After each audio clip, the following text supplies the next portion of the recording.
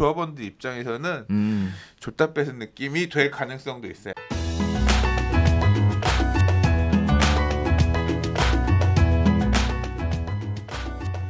좋아요와 구독하기는 사랑입니다. 네, 안녕하십니까. 2019년 11월 27일 한 발 앞서 소식을 전하는 부동산 별별 시사에 오신 여러분을 환영합니다.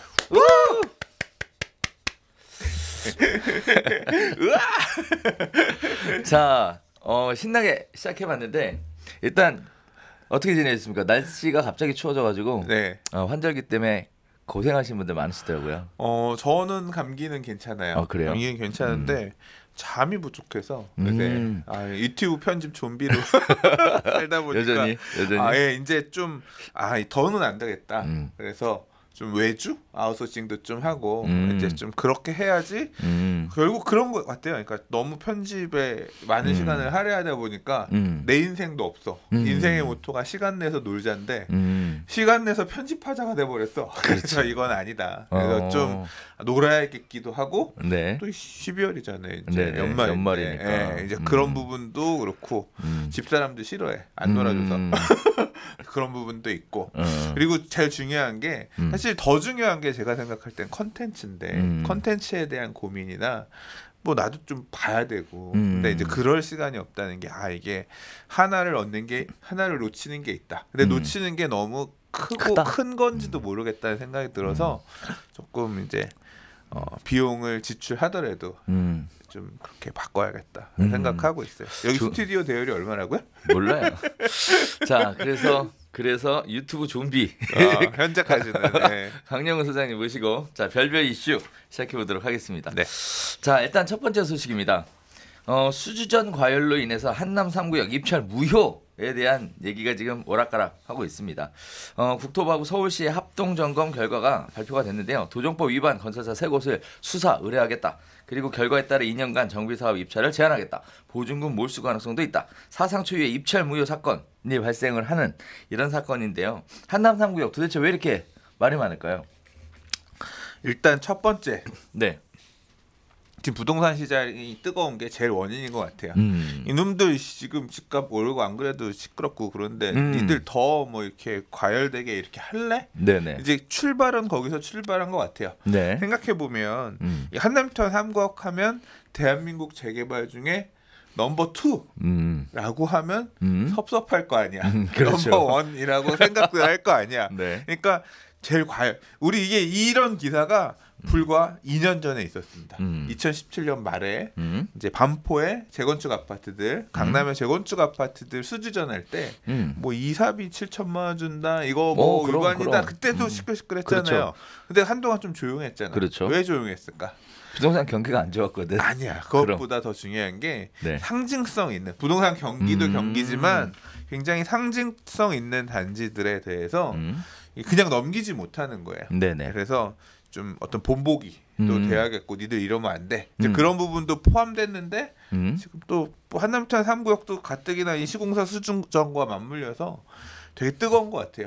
근데 여기뿐만 아니라 지금 서울에 또는 수도권의 인기적 재개발 구역들이 다 뜨겁거든요. 재건축도 뜨거워요 지금. 다들 그렇지. 난리 났어. 재개발 입찰한다고 너 제안서 쓰고 뭐 사업 설명회하고 난리도 아니죠. 그러다 보니까 이제 좀 과열을 진정시키기 위한 어떤 어필도 있어야 될 거다라고 생각이 되고요. 그리고 또 한편으로는 이 시공사들도 좀 막 나간 부분이 없잖아 있어요. 제가 생각할 때는 무리한 얘기들을 꺼낸 부분도 없잖아 있는 것 같아요. 그러니까요. 우리 사실 그 지난주에 별별 지역하면서 시공사 입찰 조건 3개 나 봤어. 보셨어요? 네. 완전 초정밀 분석해놨거든요. 미래부동산 사장님 오셔서 얘기하셨죠. 초정밀 분석하셨거든요. 이제 그분이 정비 사업을 해보신 분이라. 그렇죠. 원래 저 동자 4구역에서 원래 하셨던 분이잖아요. 맞아요. 하셨던 분이라 내용 정확하게 알죠. 우리끼리 방송도 해놓고 그리고 나서 뒤에서 여러 가지 얘기를 참 많이 했는데 과연 진행될까 했는데 역시 브레이크 그렇죠. 시작을 했습니다. 막 찔렀다고 하시던가요?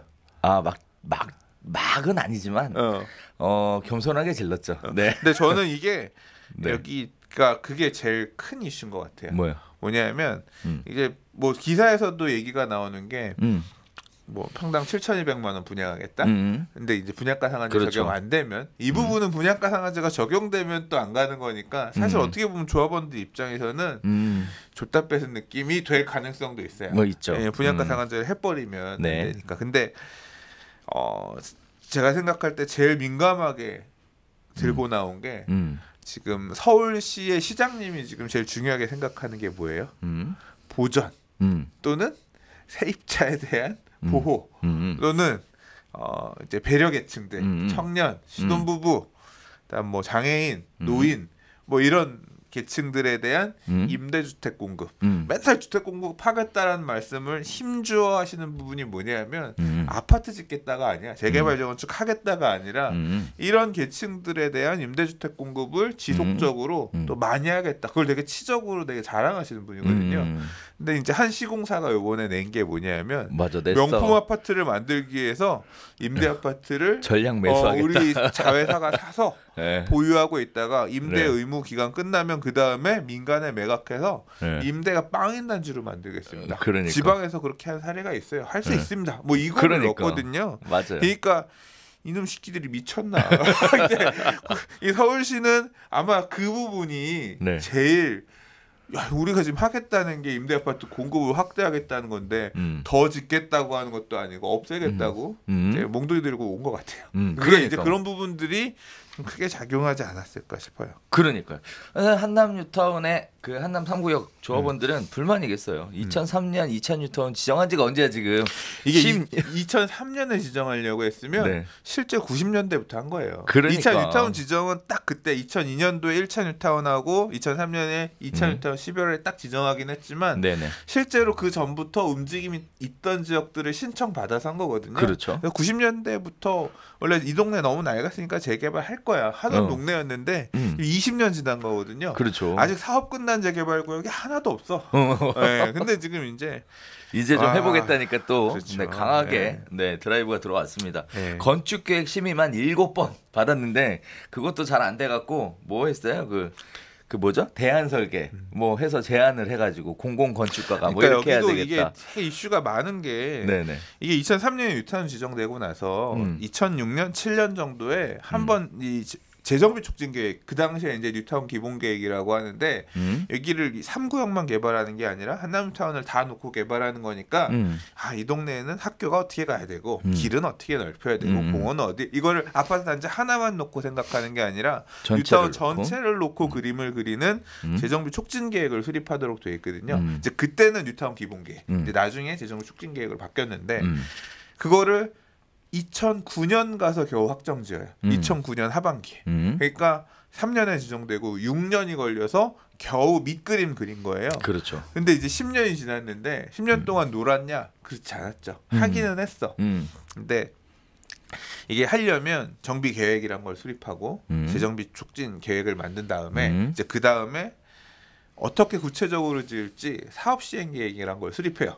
그 과정에서 이제 건축 심의도 받고 하거든요. 이게 2014년, 15년 그쯤일 거예요. 근데 그 단계에서 서울시가 빠꾸를 놨습니다. 뭐라고 빠꾸를 놨냐면 이거는 남산도 가리고 강도 이거 보이는 거 이거 안 되고 통경축 확보해야 돼. 이거 이렇게 하면 안 된다. 정비 계획 이거 무효 나가리 다시 해. 그래서 정비 계획부터 다시 되받고 하게끔 나중에 가서 시켰어요. 그러면서 니들이 해갖고 오면 안 되겠으니까 우리가 공공건축가 소개해줄게. 그래서 공공성이 있는 그래서 형태로 하라 그래서 지금의 사업 계획을 위한 정비 계획 변경하고 다시 수립하고 그 다음에 겨우겨우 작년에 건축심의 다시 해서 올해 상반기에 사업 시행 인가를 받은 거예요. 그러니까 이제까지 오는 과정에서 뭐의 개입이 많았다? 서울시의 입김이 엄청나게 들어간 사업장인 거예요. 근데 이번에 이제 시공사 선정하는 단계에서 이제 건설회사들이 우린 이렇게 해줄 수 있어요. 대안 설계들 막 엄청나게 삐까뻔쩍하게 갔잖아요. 그렇죠. 근데 이게 그대로 짓는 게 아니라 이건 시공사의 안이고요. 그렇죠. 실제로 다시 그 시공사의 안대로 짓기 위한 건축심의 변경, 만약에 많은 부분에서 변화가 있다면 이제 정비계획 변경까지도 해야 될 수 있거든요. 그렇죠. 그럼 이제 다시 서울시로 올라가서 서울시의 허가 과정을 거쳐서 와야 되는 거예요. 그러니까 물론 이제 구청에서 밟아야 될 단계도 있지만 서울시를 거쳐와야 되는 것들이 있거든요. 자, 이제 딱 그런 부분이 있어요. 이 내용의 핵심은 결국 그래서 뭐냐면 서울시가 가만 안 두겠다라고 지금 뭐 되게 보면 조합 니들도 가만 안 둘 거야? 그런 어떤 이게 협박인지 아니면 그 발언인지는 모르겠습니다만 지금 그러고 있는 거예요. 그래서 잘 안 되면 앞으로 이제 변경 과정에서 지금 사직 2구역 같은 경우도 보면 사직 2구역은 역사문화 보전 뭐 이런 걸 이유로 정비구역을 해제한 곳이에요. 서울시가 해제를 했거든요. 근데 이 조합원들이 말이 안 된다. 그래서 소송을 했어. 대법원까지 갔거든요. 이겼어. 그러면 이제 다시 사업을 할 수 있는 거예요. 정비계획을 그러니까 정비구역 지정을 취소한 이 서울시 행정행위 잘못됐다라고 해서 다시 하게끔 됐는데 이제 그럼 정비계획 수립 다시 해서 변경 수립해가지고 다시 사업해야 되잖아요. 그거 그렇죠. 누가 한다고요? 서울시 안 해줘. 막 이게 구청도 서울시도 되게 미온적이고 가는 그렇죠. 과정이 되게 막 지뢰밭 질퍽질퍽 진흙 마신 이 뻘을 막 가는 거야. 빠져나가기 힘든 거야. 그러니까 이 인허가권이라는 게 이렇게 무서운 거예요. 어떻게 보면 굉장히 힘인 거예요. 그렇죠. 그러니까 뜻대로 지금 잘 못 가고 있는 상황인 거지. 근데 여기도 한남 3구역도 그런 부분까지도 지금 시장님 하에 어느 정도 고려를 해야 되는 상황인 거죠. 그러니까 딱 그거죠. 우리 말대로 안 한다고 이제 다시 해라. 지금 뭐 이번에 큰 의미는 그런 것 같아요. 이제 결국 뭐냐면 세 개의 시공사가 넣은 입찰 제안서 중에 도시정비법에서 볼 때 도시정비법 위반 사항으로 판단되는 부분이 20여 곳 정도 있고 이 부분을 우리가 행정 조치할 수도 있으니 그 전에 알아서 그런 부분을 배제하고 다시 시공사 선정을 해라. 제안서 다시 바꿔 갖고 와서 해라. 뭐 이런 식의 어떤 돌려 말하는 협박 그런 게 아닐까. 그렇죠. 자, 일단 뭐 여러 가지 말씀해 주셨는데 요약해 보면 그렇습니다. 일단 한남 3구역 시공사 입찰이라는 걸 하는데 일단 그 서울시에서 생각했던 방식의 개발이 아니라 전부 다 세 개사 다 서울시하고는 좀 다른 의도의 개발을 하겠다라고 했는데 어쨌든 그 부분에 대해서 서울시가 깊이 개입을 다시 시작을 한 거고 거기에 따른 숨은 의도는 서울시 우리가 원하는 대로 해라 이거였는데 결국 표면상 드러난 거는 그렇게 할 수가 없으니 도정법 위반으로 걸고 넘어진 케이스 이렇게 보면 정확할 것 같습니다. 자, 조정법 위반 세 가지 뭐 크게 두 가지 이야기를 했는데 재산상 이익 제공 의사를 표시하거나 제공하는 행위를 할 수 없다라고 했는데 뭐 사업비 무이자나 유이자로 제공해주겠다 뭐 어쩌고 저쩌고 했던 부분들이 문제가 됐던 건데 이건 그동안 있어 왔던 거거든요. 그다음에 두 번째 시공사들의 혁신 설계안 또한 공공지원 시공사 선정 기준인 10% 범위 내에서만 변경할 수 있는데 너무 크게 변경해서 안 된다라는 건데 이것도 본인들이 만들어 놓은 거지. 자, 어쨌든 그러한 부분들 때문에 시공사 선정이 과열됐다 이렇게 보여지는 것 같고 거기에 따라서 뭐 다른 사업장에도 부정적 영향을 미칠 수 있을 것 같으니 이번 조치로 불공정 관행이 사라지게 하겠다라는 게 결국 서울시의 의도다 이렇게 말씀드릴 수 있을 것 같은데 사실 개인적으로 생각해볼 얘기는 그런 것 같아요. 과연 누구를 위한 시공사 입찰인가 무효인가 라고 생각해보면 결국 서울시가 원하는 방향으로 개발을 해달라라는 강력한 요청이다 이렇게 봐도 되겠죠. 근데 이게 조합원들이 이제 이 기사 관련해서 네. 저도 기사를 공유해보고 네. 블로그에도 페이스북에도 카페에도 이제 보면 사람들의 어떤 의견들을 읽히잖아요. 네네. 조합원들을 위해서 시공사가 잘 해주겠다는데 왜 난리냐 니들이. 그렇죠. 이제 이런 불만을 말씀하시는 분도 계세요. 네. 근데 또 이제 이런 비판도 있어요. 한 변호사님께서는 이 건설회사 놈들 이렇게 제안해놓고 나중에 말 바꾸기 하고 이거 진짜 문제다. 그렇지. 실제 할 수 없는 부분들까지도 시공사 수주 전에 뻥튀기해서 이런 부분들 그 결국 조합원들 피해로 돌아오는 거다. 실제 못하는 부분들이 있거든요. 있죠. 네, 그러니까 여기를 네. 그렇다는 얘기가 아니라 다른 사업장에서도 이것 때문에 이제 추후에 후폭풍으로 돌아온 사례가 있어요. 니들이 이거 한다고 해서 시공사 선정했는데 막상 올라가 보니까 그건 시공사가 결정할 문제가 아니라 그렇죠. 이제 정비 계획 변경하는 과정에 서울시에서 안 되거나 할 수 있거든요. 그렇죠. 이거 안 되는 거면 나 니네 시공사 하기 싫었는데 이제 이런 문제들. 그렇죠. 예, 뭐 하나의 사례이긴 합니다만 이제 그런 사례들이 있거든요. 그래서 과도한 어떤 이런 부분들은 제재할 필요가 있는데 적절하게 잘 짚은 부분도 있다라고 말씀해 주니까 의견들은 그렇게 좀 갈리는 부분도 있습니다. 네, 반대 의견도 포함해서 봐야 될 것 같고요. 자, 그리고 이제 네. 누구를 위한 그거냐? 네. 조합원들을 위한 시공사들의 제안서죠. 근데 그럼 왜 정부나 국토부나 아니면 서울시는 이렇게 굳이 뭐 이렇게 나서느냐? 예. 한남 3구역 조합원이 아닌 국민들의 시선, 관심, 그러니까 배 아픔을 배 아픔이라는 표현 그런가? 그러니까 결국 이 시장이 과열되고 이걸 통해서 시장이 불안해지고 이제 그런 부분들을 차단해서 네. 나머지 대중들을 위해서 그런 거다. 뭐 이제 뭐 그런 입장이 아닐까요? 네. 부동산이 과열되고 이런 부분들을 좀 제재하고 싶은 목적이 되게 크겠죠. 자, 양쪽 얘기를 들어보면 그렇게 또 반응할 수 있을 것 같아요. 한편으로는 조합원을 위해서 이런 제재를 한다. 한편으로는 또 조합원을 위하는 일인데 왜 막냐에 대한 네. 두 가지 이야기가 충돌하지 않나라고 생각을 해봅니다. 아무튼 조합은 강행하겠다라는 입장. 그거 모르겠는데. 그죠? 네, 그래서 내일 설명회 하는 걸로. 네. 네. 그러니까 조합이 강행하는 거는 그러니까 이게 제가 알기로 뭐 총회가 예정되어 있는 걸로 알거든요. 네, 총회는 예정돼 있어요. 다음 달에. 예, 그러니까 시공사 선정 총회는 12월에 하는데 네. 그 전에 설명회. 설명회 뭐, 그러니까 아마 중간에 이렇게 지금 나왔기 때문에. 네. 그러니까 추후 지금 4,500억 원을 몰수하는 부분도 그렇고. 네.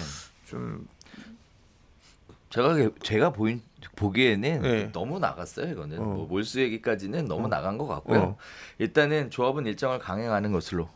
네. 조합이 이제 그렇게 가면 네. 몰수, 그러니까 이 실제 몰수할지 몰수하고 나서. 근데 이제 건설회사도 문제가 뭐냐면 이게 이제 처분을 받게 되면 2년간 그렇죠. 뭐 다른 데 입찰 입찰을 못하고 못해요. 이런 것도 있다고 하잖아요. 그리고 한남 3구역 자체도 문제야. 뭐야? 여기 지금 이 대림 GS 현대가 빠지면 네. 누가 들어와? 그러니까 현실적으로 들어올 수 있는 부분도 없어요. 되게 몇 군데 우리나라 없습니다. 시공사 중에서 이 정도 할 만한 데가 또 조합원들의 눈높이에 맞는 건설회사들이 올 거냐 안 올 거냐도 사실은 문제고. 근데 불가능한 게 사업 규모가 2조 9,800억짜리거든요. 그러니까 땅값까지. 그러니까 사업 좋아. 이것만 따지면 2조 정도. 사업 공사비만 1조 8,700억이야. 공사비만. 근데 한남 3구역이 제시한 건 뭐냐면 단독 입찰 조건이에요. 컨소 안 된다. 단독 입찰. 그러면 과연 누가 1조 8,700억이라는 부담을 안고 공사를 진행하겠냐라고 보면 사실상 대한민국의 1군 건설사밖에 안 된다라는 거고 여기서 빠진 업체들 그러니까 이게 손가락 꼽아 보면 이게 네. 서로 막 이렇게 길을 그러니까 이걸 지금 봐요. 언론 플레이를 누가 했어요? 누가? 국토부가 하고 있죠. 서울시가 하고 있잖아. 그렇죠. 이거 봐라. 우리가 이놈들을 칠 거야. 니들이 나의 칼끝을 봐라 하고서 지금 언론을 통해 선전포고하고 있는 거야. 네네. 조합이 여기서 싸워보자. 나설 수 있어요. 조합원들이 우리는 정권이긴가 우리가긴가 보자. 뭐 이러면서 싸우려고 할 수도 있겠지. 만약에 그렇게 되면 어떻게 될까? 어떻게?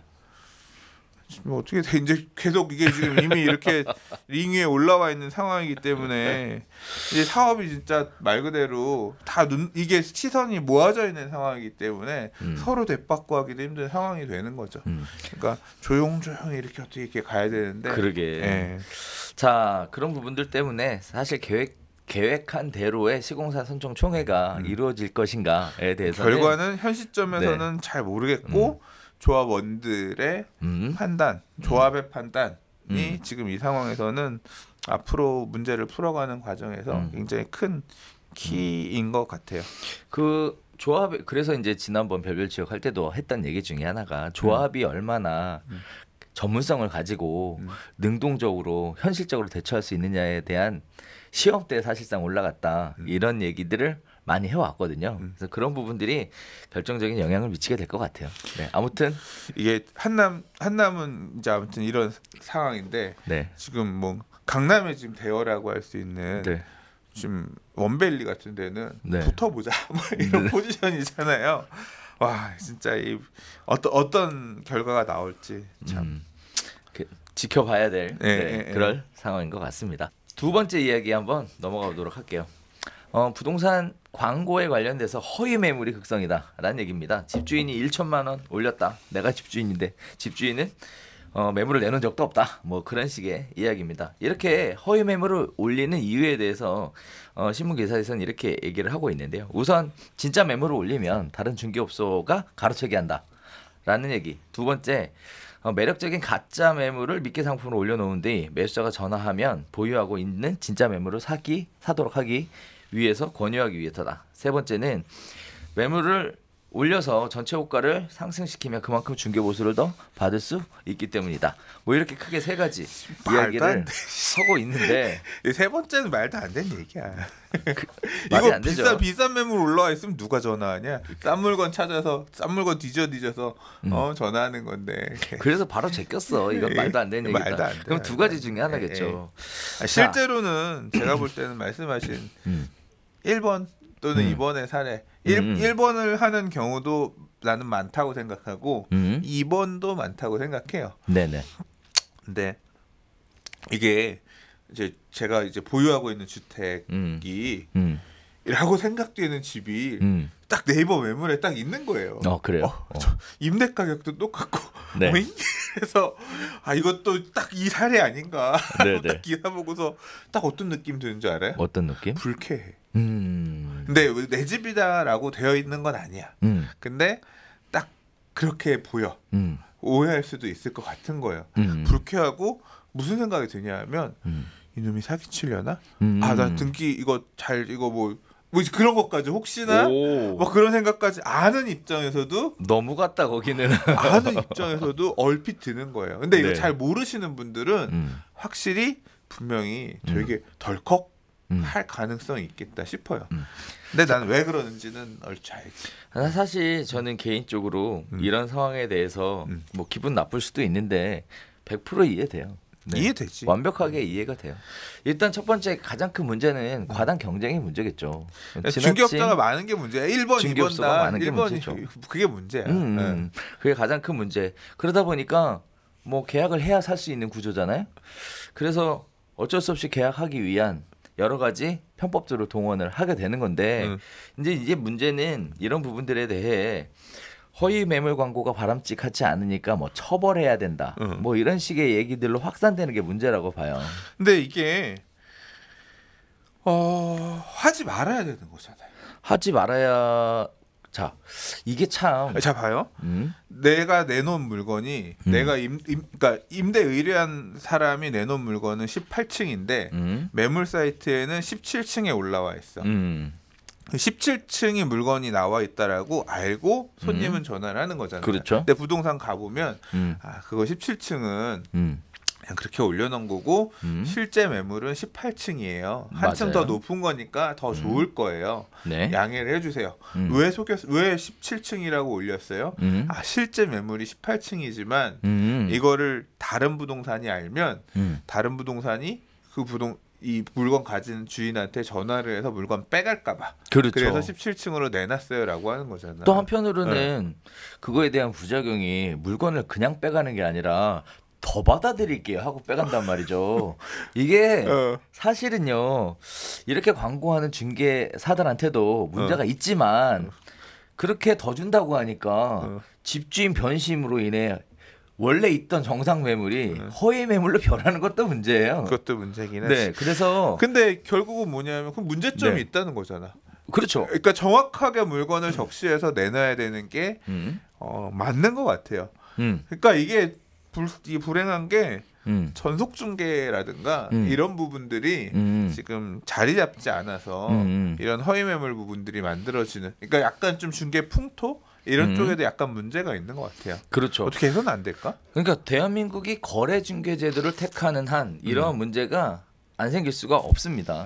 그래서 전속 중개 제도로 바뀌어야 되는데 전속 중개 제도로 바뀌는 것도 또 그거는 불가능합니다. 이건 또 소유자들이 원하지 않아. 네, 중개 전속 제도는. 네. 그러니까 이게 참 그러네. 그렇죠. 네, 그래서 그리고 저는 그래서 저는 그런 생각도 들어요. 이게 만약에 이런 부분들에 대해 허위 매물로 중개사들을 처벌을 하겠다. 그래서 뭐 과태료를 물리겠다. 그럼 예를 들어 집주인이 변심을 해버리는 바람에 허위 매물이 됐죠. 그럼 중개사가 과태료 처분을 받거나 뭐 기타 등등의 불이익을 받게 되면 이거 손해배상 청구 대상이에요. 네. 어떻게 증빙할 거야? 변심했다 안 했다를? 다 있죠. 다 있죠. 매물 접수 의뢰 가격이라는 게 다 증거로 남아 있으니까. 근데 그거는 이게 사실 앞으로 처벌이 되는 부분도 좀 봐야겠지만 이제 소송 이런 걸 통해서 밝혀지고 하겠지만 이게 참 되게 어려워. 나는 좀 쟁점이 이게 되게 애매하다고 생각하는 게 매물을 내가 100개 부동산에 내놨어. 너무 안 팔려서. 뭐 지금은 그런 분위기가 아니지만. 근데 100개 부동산에다가 물건을 나는 가격을 올릴 거예요. 내릴 거예요. 이거를 맨날 통보하지 않잖아. 맨날 안내하지 않잖아. 맨날 안내한다고 하더라도 중개업소도 그걸 매일 그거를 수정하기 어려울 거란 말이야. 그러니까. 그래서 내 마음의 변심과 중개업소가 알고 있는 매물 가격의 정보가 항상 똑같이 차이가 나이가 있거든요. 그러면 이게 그 과정에서 발생하는 이 정보 격차, 그러니까 매물에 대한 정보 격차가 어떻게 보면 허위 매물인 거거든요. 그렇죠. 그래서 이거를 처벌하는 게, 그러니까 그 수요층들 매물 정보 서비스를 보고 연락을 취하는 사람들의 입장에서는 되게 불만이고 이 허위 매물 근절이 필요하긴 한데 한편으로는 또 이게 그게 양면 생각을 해보면 중간에 껴있는 중개업자는 그렇게 보면 너무 불쌍해. 그래서 개인적으로는 제가 이 기사를 픽한 이유가 딱 그거예요. 이렇게 얘기해 놓으면 중개업자 나쁘다고 할 거 아니에요. 그 뭐 중개업자가 아니야. 장난친다, 근데 이거는 나쁜 짓 한다 중개업자가 잘못한 부분들이 있어. 어쨌거나 아니지. 허위 매물을 이렇게 결국 다른 층의 매물을 올리는 부분은 좀, 그러니까 이게 그 기사의 댓글 이런 거 보면 중개업자가 문제다. 또 그러니까 중개업자 입장에서는 포인트를 이 기사의 포인트가 그쪽으로만 몰고 가니까 실제 왜 이런 일이 발생하는가에 대해 마치 중개사가 뭐 자기만을 위해 과당 경쟁이 원인으로 중개사를 위해서 이렇게 하는 거다라고 이야기는 하고 있지만 사실 그 이면 뒷면의 이야기에 의하면 더 많은 복잡한 얘기들이 있는 것이고 이거를 한쪽 부분에서만 해석해서는 안 된다라는 얘기를 좀 하고 싶은 거고요. 맞아요. 더 나아가서는 이 부분이 무슨 뭐 있어요. 과격하게 얘기하시는 분들이 계신데 뭐 배상 책임을 져야 된다 어쩌고 저쩌고 있거든요. 네, 그러면 똑같이 집주인이 매물 가격 변동해서 허위 매물 된 것도 배상 책임져야 된다라는 걸 알고 얘기하는 게 맞다라고 저는 개인적으로는 생각을 해요. 다만 제일 좋은 건 전속중개 제도 형태로 변해서 원하시는 대로 정해진 기간 동안 정해진 가격 이렇게 딱 픽스를 해놓고 들어가면 가장 좋겠지만 보시다시피 시청자분들도 마찬가지 동의하신 분 아무도 없다는 거. 그러니까 이게 신뢰할 수 있는 에이전트 제도 이런 게 지금 좀 안 돼 있어서 그런 것 같아요. 그러니까 그 에이전트 전속중개 계약에 대한 뭔가를 좀 어떻게 심을 수 있을 만한 제도적인 보완을 하지는 못하나? 그게 되면 확실히 훨씬 나을 것 같은데. 그걸 갖다 지금 자율에다 맡겨놨잖아요. 그렇죠. 자율에 맡겨놨는데 좀 뭔가 제도가 좀 유도하기 위한 어떤 모티브가 있으면 그러면 이제 이런 부분들이 사라지겠죠. 많이 풀릴 해외 사례들 이런 것들을 토대로 해서 좀 전속중개 제도를 좀 확보하면 되지 않을까. 근데 아까 두 번째 사례 있잖아요. 네네. 매력적인 가짜 매물을 미끼 상품으로 올려놓은 뒤 매수자가 전화를 하면 보유하고 있는 진짜 매물을 사가도록 권유하기 위한 이런 허위 매물 이런 건 좀 이거는 이것도 과장인 게 뭐냐면 신고하면 되잖아요. 허위 매물로. 허위 매물 신고하는 제도가 있잖아요. 그래서 신고하면 실제 매물 광고도 내려가고요. 그리고 조사도 나와요. 하면 되거든. 근데 신고는 안 하고 왜 또 이상한 얘기를 하냐 그지? 사람들 하잖아. 신고를 해서 몇 번 여러분들 이제 시청자분들도 아셔야 될 게 이제 매물 광고가 뜨잖아요. 신고 누르시면 돼요. 이 신고가 누적이 되잖아요. 제가 알기로는 3번 이상 누적이 되면 아예 광고 자체가 안 돼요. 이런 업소들은. 네. 그래서 이런 방법들도 있으니까 굳이 뭐 한쪽으로만 얘기하실 게 아니라 뭐 적극적으로 나서서 하시는 것도 나쁘지 않을 것 같습니다. 네. 네, 이거 매물 이런 거 허위 매물 진짜 올리는 부동산은 맨날 올리는 데도 그러니까, 있잖아요. 맨날 신고해야지. 근데 거기는 어떻게 계속 바꿔가면서 이렇게 잘 하지? 보면?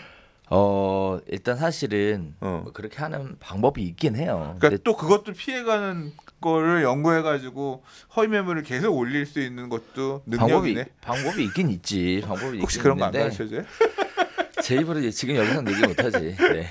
자, 그래서 그런 방법들이 있다라는 거. 아무튼 시장 자체가 서로의 입장과 견해 차이가 굉장히 극명하게 갈리는 시장이 바로 이 부동산 거래 및 중개에 관련된 시장인 것 같습니다.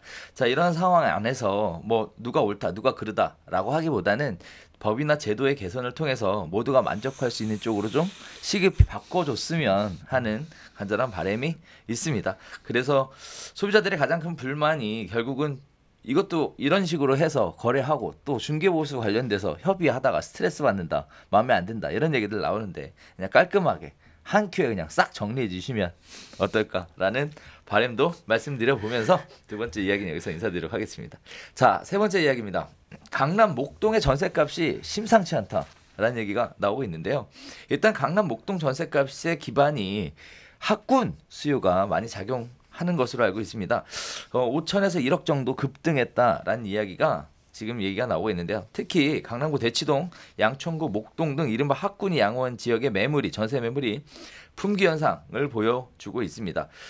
한 달새 5천만 원 이상 껑충 뛴 목동 해마다 신학기 앞으로는 신학기를 앞두고 오르는 편인데 원래는 수능기 시험이 끝나면 전세가 나오는데 올해는 씨가 말라서 가격이 더 큰 폭으로 올라가는 거 아니냐라는 얘기가 있고요. 대치동 물량 자체가 없으니까 전세뿐만 아니라 매매 가격도 올라간다라는 얘기가 있습니다. 자, 그다음에 과천 얘기가 또 나왔는데 과천은 사실상 전세 가격이 올라가는 것과 학군하고는 상관이 없이 독특한 얘기예요. 새 아파트 청약 자격을 얻으려고 과천 전세로 대거 유입되고 있다. 이런 세 가지 이야기들을 하고 있는데요.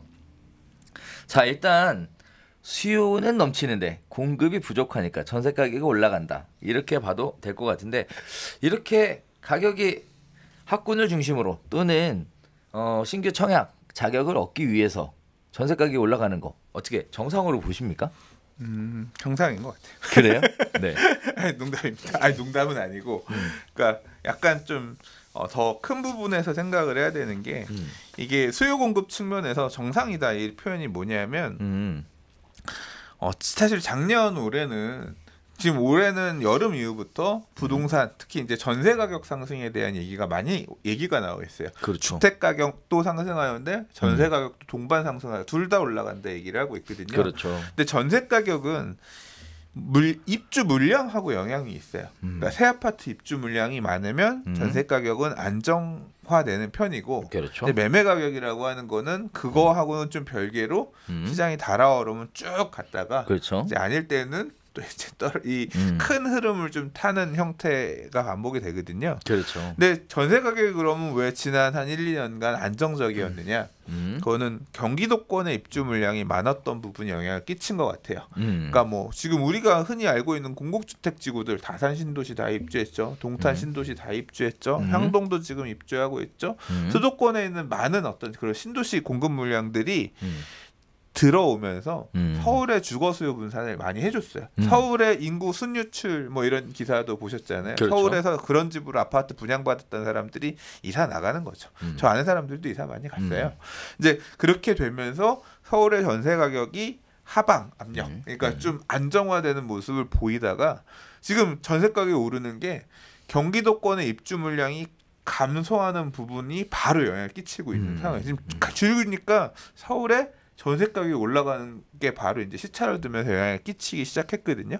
그래서 지금 서울의 입주 물량이 올해 많이 있었지만 서울의 전세 가격이 올라가는 부분은 경기도 입주 물량은 어느 정도 영향이 있어 보이고요. 근데 지금 이 과정에서 이제 뭐가 문제가 트리거가 몇 개가 터졌는데 하나는 일단은 정시 확대에 대한 얘기예요. 그래서 정시 확대 그러면 정시 시험 수능 시험을 잘 보는 애가 좋은 대학교를 간다고 그러면 좋은 학교 또는 좋은 학군 그리고 이제 그 정시 확대도 있지만 자사고 폐지 이제 자사고를 폐지하고 그러면 좋은 학교들이 모여 있는 지역으로 가서 애들끼리 경쟁을 시켜서 더 시험을 잘 보게끔 해야겠다 이런 부분이 맞물리면서 강남의 8학군에 대한 수요가 더 높아질 것이다. 전통적인 학군 수요가 더 무게가 커질 것이다라고 하면서 이런 학군 지역의 전세 물량들이 이제 겹치면서 동이 나는 이제 이런 부분도 하나의 그러니까 다른 지역들 같은 경우는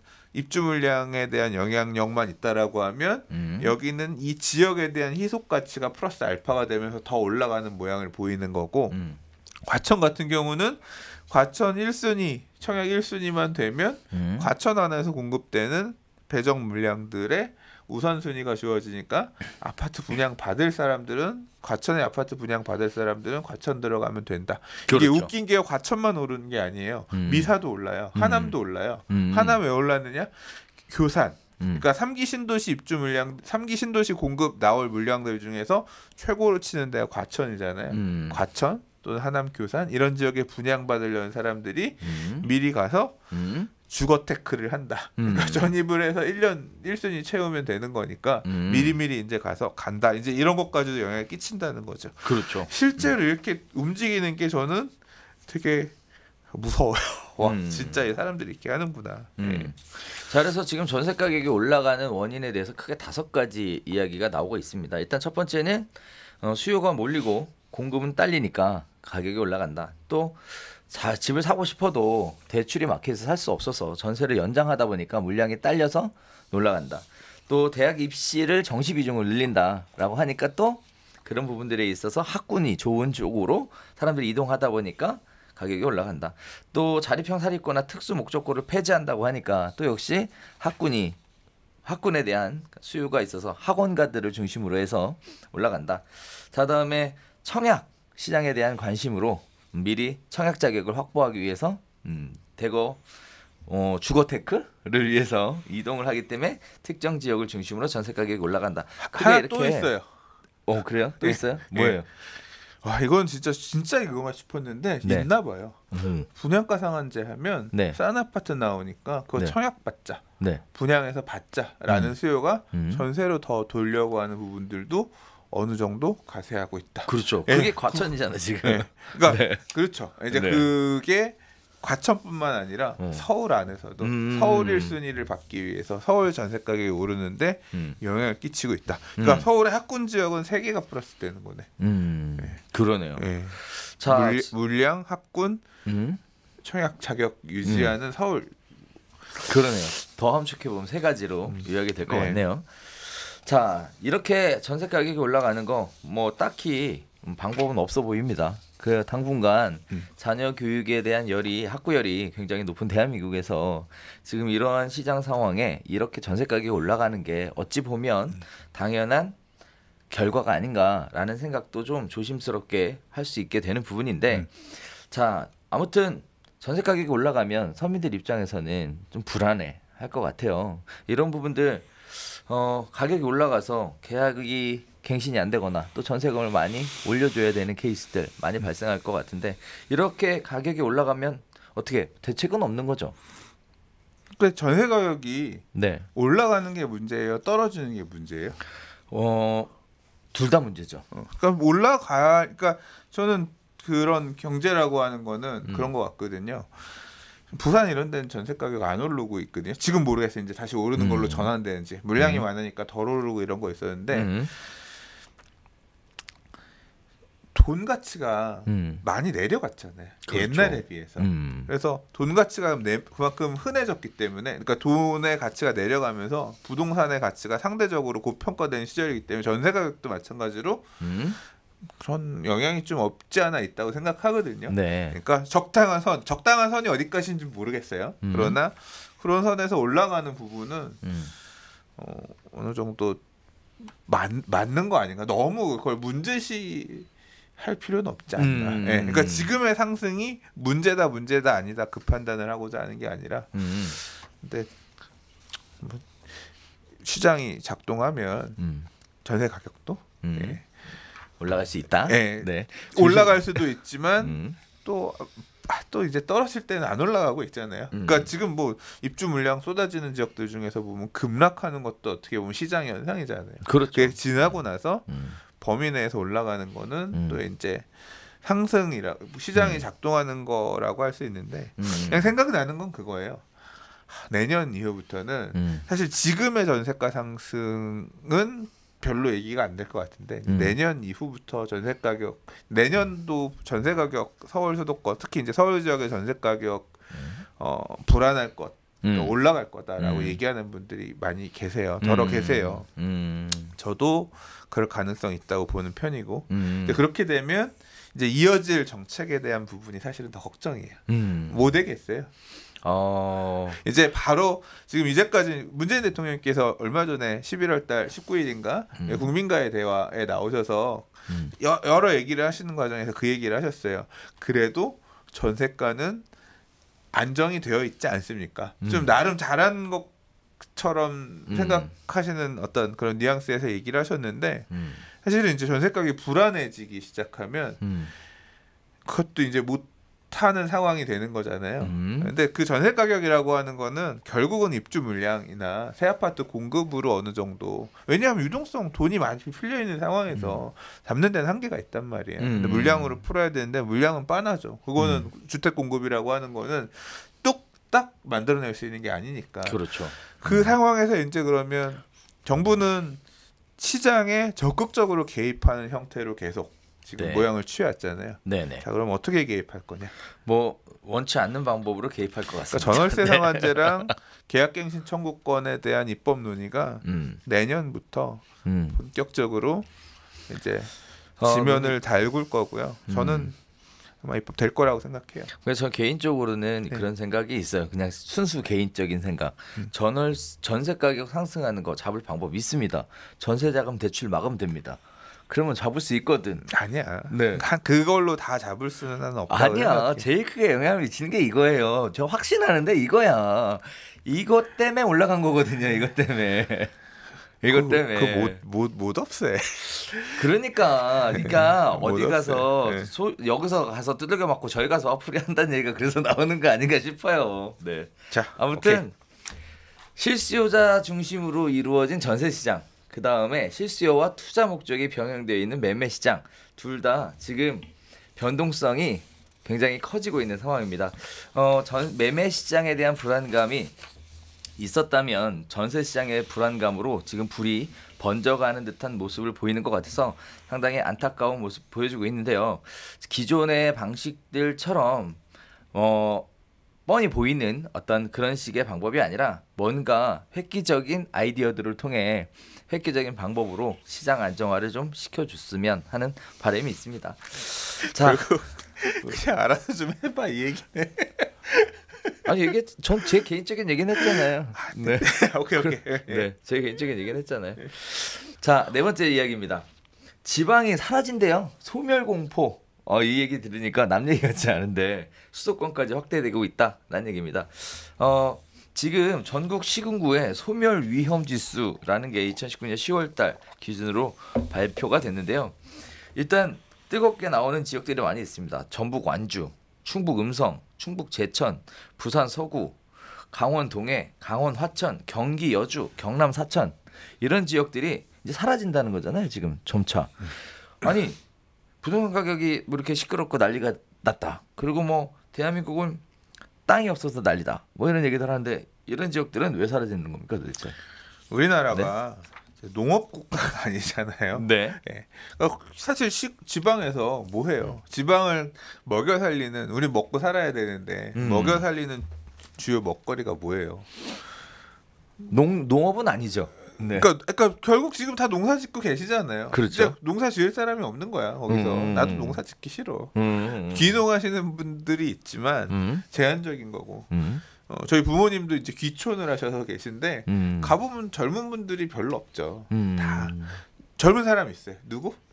베트남 분들. 외국인 맞아. 분들이 이 가을철 이런 데 되면 그러니까 외국인 분들이 그냥 아예 며느리 와서 살고 이렇게 아예 그냥 거주하시는 분들이 생겼고요. 인력을 그 안에서 구하기 힘드니까 그 외국인 노동자 분들이 계절별로 이렇게 오면 하루 일당 얼마 해가지고 일해주고 다니시고 하면서 일 많을 때 그렇게 다니시거든요. 네. 근데 지금 계신 분들이 이제 연세가 드셔서 돌아가시면 네네. 그거 물려받아서 누가 와서 거기 농사할까? 농사지을까? 뭐 이게 자본화되면서 대농이 등장하거나, 그러니까 임대 경작을 하는 뭐 이제 그런 경우들이 생기는 거 아니고서는 실제로 지방을 채워줄 수 있을 만한 먹거리들이 제한적이잖아요. 그렇죠. 그러니까 지방 소멸의 시대가 어쩔 수 없는 상황인 것 같아요. 네. 많은 게 지금 변했어. 그렇죠. 옛날하고는 달리. 맞아요. 네. 그래서 지금 산업에 대한 부분도 많이 변했고요. 그리고 또 인구에 대한 이동도 그래서 젊은 인구가 많이 빠져나가 있고 그 자리를 지금 현재 노인들이 채우고 있는 상황이고 이제 그분들이 이제 농사 지어서 하고 있는데 아무래도 농사가 체력적인 부담이 있다 보니까 계속 끌고 가겠는데 부담이 느껴지는 것도 또 사실인 것 같고 그래서 이제 이 기사에서는 정부가 적극적으로 나서서 뭔가 대책을 세워야 된다. 이런 얘기들을 하고 있는데 이게 무슨 연구원님이 무슨 자료를 내면서 이제 그 보도자료를 뿌려가지고 여러 언론사들이 이제 재배포했는데 그렇기 때문에 지금 지방에 뭐 뭘 만들고 뭘 하고 뭘 어째야 되고 이런 얘기를 하시더라고요. 더 투자를 하고 나는 말이 안 된다고 생각해 개인적으로. 이게 지방 소멸의 시대가 어제 오늘의 일이 아니잖아요. 그렇죠. 제가 얼마 전에도 이와 관련해서 카페 블로그랑 페이스북에 글을 썼는데 지방 소멸이 그 당시엔 포인트가 아니었고 너무 비대해진 서울이 포인트였습니다. 맞아요. 그래서 서울을 분산해서 지방으로 쪼개서 넣어야 된다. 그래서 그렇죠. 지방을 살려야 된다. 그리고 수도도 옮겨서 그렇죠. 행정 복합 도시를 만들어서 행정 수도 이전을 해야 된다. 2002년도 대선할 때 맞아요. 그게 주된 거였고 그 당시에 이제 이명박 서울시장이었는데 무슨 소리냐? 서울은 지금 글로벌 이 큰 도시들은 메가시티 이것들을 메트로폴리스 다 더 집중을 시켜서 글로벌 도시들끼리 경쟁하고 거기 살아남기에 서울에 더 집중을 시켜도 모자랄 판인데 서울의 기능을 쪼개서 내보낸다고 말도 안 된다. 이 두 개의 얘기 가지고 엄청 싸웠거든요. 맞아요. 커뮤니티에서도 많이 싸웠고 그러나 정치는 승자의 게임이죠. 일단 대세는 지방 분권에 힘을 실어줬고요. 그렇죠. 행정복합도시는 이전을 했고 정권이 바뀌었지만 박근혜 맞아요. 대통령이 이어서 그대로 했어요. 그리고 박근혜 대통령이 아니라 그 당시에는 이제 이명박 대통령 시절에도 아무튼 이어서 뭐 당론에서 받아가지고 그렇게 갔던 것 같고 그리고 뭘 했냐면 서울에 있는 주요 공사들을 공기업들을 지방으로 다 내보내고 지방에다 뭘 한다 그랬냐면 혁신도시란 걸 지었어요. 맞아요. 그래서 혁신도시를 엄청나게 지방마다 짓고 거기에다가 아파트 짓고 상업지역 만들고 그러니까 일종의 도시를 만들어서 그 지역을 융성하게끔 한다라고 했거든요. 그래요. 근데 지금 이제 10몇 년이 지났잖아. 어떻게 결론이 났냐? 혁신도시에 서울에 사람이 가요? 주말 부부하죠. 큰일이죠. 공사는 주말 부부하고 그다음에 거기를 중심으로 해서 그 지역 경제가 융성하느냐 이렇게 골다공증 생기죠. 그 지역 인근에 있는 구도심의 인력이 여기가 혁신도시가 잘 안 되거든. 근데 집은 싸. 그러니까 새 집인데 임대료도 싸고 그러네 하니까 이제 일부 이제 넘어와서 사는 거야. 그러니까 지역을 채워줄 수 있을 만한 수요가 수도권에서 내려와서 채워줘야 되는데 서울은 오히려 더 융성해졌잖아요. 그때보다 서울은 더 커지고 오히려 지방에서 서울로의 인구 유출은 이미 있는데 수도권으로 인구 유출은 있는데 그 반대는 안 생기는 거예요. 그러니까 그 혁신 도시도 같은 영향이 발생하는 거죠. 그 지역에서의 인구를 빼먹는 역할을 해주고 근데 그것만으로는 또 혁신 도시가 잘 안 되니까 돈 낭비? 뭐 평가를 해볼 수 있겠지만 아이디어는 좋았던 것 같아요. 저는 뭐 이렇게 어쨌든 공기업을 보내겠다는 거잖아요. 그래서 거기서 그거를 중심으로 해서 도시를 만들고 지방도 살리겠다. 아이디어는 좋았는데 안 된다는 거를 그 공무원이 집을 2채 갖고 있으면 처벌을 해야 되는 거지 이제. 그러니까 안 된다. 그 공기업만 가지고 도시가 될 수가 없잖아요. 그러니까 저성장 시대에 지금과 같은 저성장 시대에 이렇게 수많은 도시들을 한꺼번에 딱 만들 수 있다는 건 힘들다는 거를 보여주는 거죠. 그러니까 우리가 막 진짜 고성장하는 뭐 박도래 대통령 시대에 그런 말 그대로 도상국 시절이었으면 모르겠어. 뭐 그때도 안 됐겠지만 이게 진짜 그렇게 간단한 일이 아니라는 거를 아이디어만 가지고 될 수 없다는 얘기를. 그러니까 지방에 이런 식의 투자가 아이디어만큼 좋은 결과로 나오지 못할 수 있다는 뭐가 있다? 선례가 사례. 있다. 선례? 아무튼 이 실패 사례가 있다. 그렇기 때문에 지방은 좀 더 현실감 있게 지방 문제는 저는 접근해야 될 거라고 생각해요. 일본 같은 경우는 콤팩시트 시티라 그래서 이제 우리나라에서 입지 규제 최소화 구역인데 이게 좀 우리나라 약간 좀 다른 개념으로 지금 가고 있는 것 같긴 한데 네. 지방에 이게 우리 행정력이 이렇게 뜨문뜨문 지방은 밀도가 낮으니까 뜨문뜨문 한 집 사실 거 아니에요. 어디 아프셔도 우리 행정력이 되게 부족해서 차가 못 갑니다. 사회복지사가 못 갑니다. 그러니까 그냥 모여 사세요.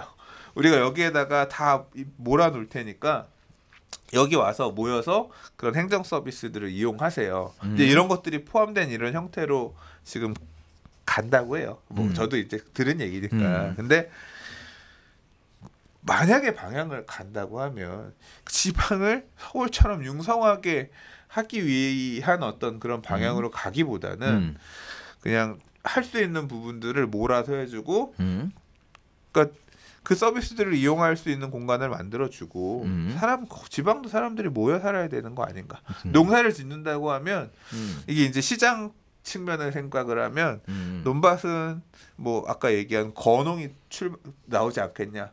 그 경작할 수 있는 면적들을 위탁 뭐 경작하는 회사라든가 뭐 농협이라든가 뭐 이런 곳에서 그렇게 해가지고 하고 사람들은 좀 모여 살고 뭐 이런 형태로 조금 이제 어떤 그런 모델들을 지방을 유지하기 위한 막 활성화 이런 건 난 한계가 있을 것 같고 네. 지방을 유지하기 위한 현실적인 모델들을 만들어서 성공 사례들을 만들고 이제 그걸 토대로 해서 이게 뭐 지금 제가 농업을 얘기했지만 뭐 제가 이거 전문적으로 연구한 사람이 아니니까 이런 거는 그 분야의 전문가들이 계시겠죠. 그리고 이미 고민을 하고 계실 거라고 생각하고 그렇죠. 그러니까 각 이 산업 지역을 먹여 살리는 그런 산업별로 해서 그렇게 좀 해서 뿌리 내릴 수 있을 만한 방법들을 찾아가야 되지 않을까.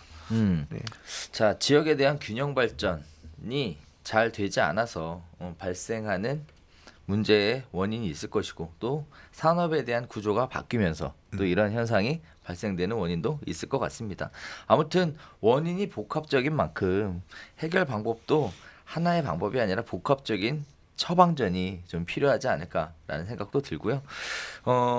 어느 정도 시장 자체에 이런 문제들이 발생한다라는 게 힘으로 막을 게 아니라 어느 정도는 시장의 논리에 수긍해보는 것도 나쁘지 않을까라는 생각이 들면서 동시에 이제 여기 현재 살고 계신 분들에 대한 선생님 얘기하셨던 대책이라는 것들은 좀 제시를 좀 해주면 좋을 것 같다. 이런 부분을 생각입니다. 좀 아주 깊이 진지하게 고민해야 되는 타이밍인 것 같아요. 그러니까요. 5번째 이야기 넘어가도록 하겠습니다. 지금 천재 신혼 부부에 대한 이야기가 뜨겁습니다. 혼인신고 미룬 채 신랑 집에 신부가 전세 세들어 살아간다라는 얘기인데요. 일단 집값의 80%까지 전세 대출을 받아서 들어가서 살고 있다라는 겁니다. 그래서 현금으로 갭이 얼마 안 되는 집을 현금으로 매입한 다음 그 다음에 이제 배우자가 들어가면서 전세자금 대출로 80%를 받아가지고 나머지 20%를 같이 납부를 하고 그리고 나서 이제 그 집을 내 집으로 만들어서 산다라는 건데 자 이렇게 특공 또 신혼부부 특공들을 위해서 혼인신고도 늦추고 그리고 또 추첨제 폐지가 되고 나서 가점으로만 들어가는 부분 때문에 지금 지난 9월 서울 아파트 연령대별 구매 비중에서 1위가 30대로 나섰다. 이런 얘기입니다. 결국 원인은 추첨제 덕분에 청약 점수가 낮아도 수십 수백 대 1의 경쟁률을 뚫고 30대가 분양을 받을 수 있는 기회가 있었으나 2017년 10월부터 서울 아파트 전용 면적 85제곱미터 이하 청약 시 추첨제를 배제하고 100% 가점제가 되면서 30대는 사실상 기회를 완벽하게 잃었다. 따라서 30대 입장에서는 내 집 마련을 하려면 청약이 불가하니 집을 살 수밖에 없는 거고, 그래서 본인들이 선택할 수 있는 최대한의 메리트들을 다 끌어모아서 지금 매수 쪽으로 돌아서고 있다. 그 중에 하나가 매수를 갭이 얼마 나지 않는 주택을 매수한 후에 배우자가 입주하는 형태로 해서 주택을 매수하는 시장에 끼어들어가고 있다라는 게 문제인 것 같은데, 이거 복합적인 문제 같아요. 일단은 내용 그러니까 자체는. 이게 이번 이 기사의 얘기는 천재 신혼부부라고 했는데 저도 네. 기가 막히다라고 네. 생각이 들었는데 뭐 그렇지 생각해 보니까 우리 별별수다 할 때 이런 얘기 많이 했었어. 많이. 왜냐하면 네. 매매로는 LTV 40%라서 5억이면 5, 4, 20 2억밖에 안 나오는데, 그렇죠. 전세자금 대출은 전세가 4억이면 48 482 몰라. 48 32. 예. 그러니까 아이씨 계산이 구구도 아니야. 3억 2천. 전세자금 대출이 담보대출보다 더 나오는 구조다. 그래서 이건 맞아요. 문제다. 이제 그런 얘기 했잖아요.